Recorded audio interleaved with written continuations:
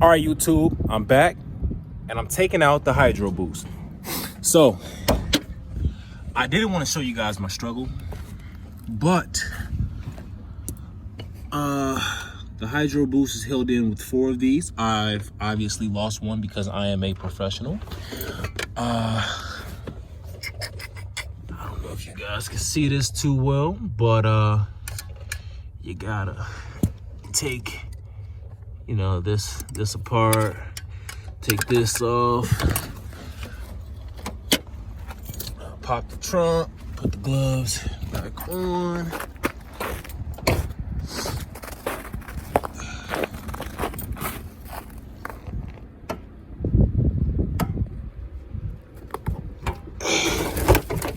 All right, let me set you down real quick.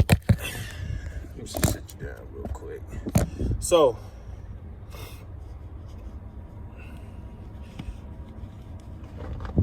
I can't really show you guys step by step how I did it because I've been doing it a little bit over time because it's just too cold out here. I couldn't slow down just for YouTube, but check this out. First, 18 millimeter, take this out, make sure the washer is still on there. This is next, just make sure, you know, pull it out, cool. And then this one is like it was a 16, but it was so tight, it could have possibly been a SAE sized bolt. So just do what you can at your own. Then wiggle this out, as so.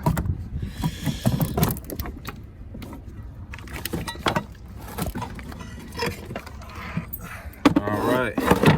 So,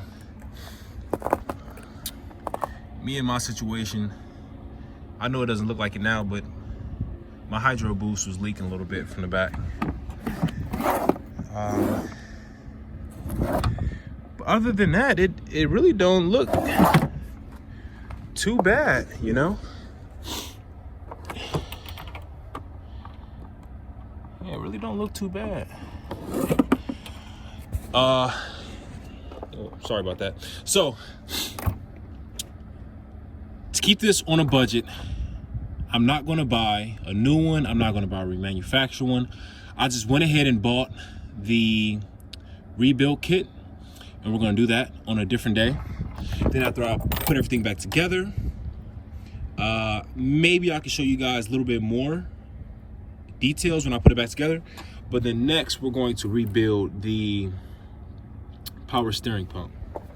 So, I mean, if you want, I can show you guys real quick, but try to show you just getting that out real quick. I mean, if you guys want, I can probably show you putting that back together. If that interests you guys, but let me get my tools out. Oh, there it goes right there. Okay, so maybe I'm going to put these back on the HydroBoost. That way I keep everything together. So let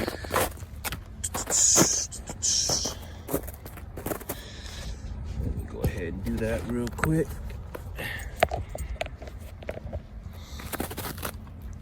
Put this back on like that, like this, like this, and so this is it.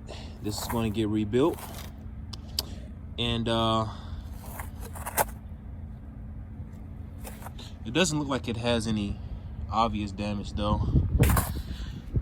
I think these were 15 millimeter. Take these off, take the master cylinder off, comes right out. I use a plier for these, 16 millimeter, 18 millimeter. Yeah. Okay.